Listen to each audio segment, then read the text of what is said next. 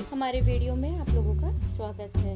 आज जो TLM बनाने जा रहे हैं उसके लिए हमने लिया है एक चार्ट पेपर, उसको साफ साफ होना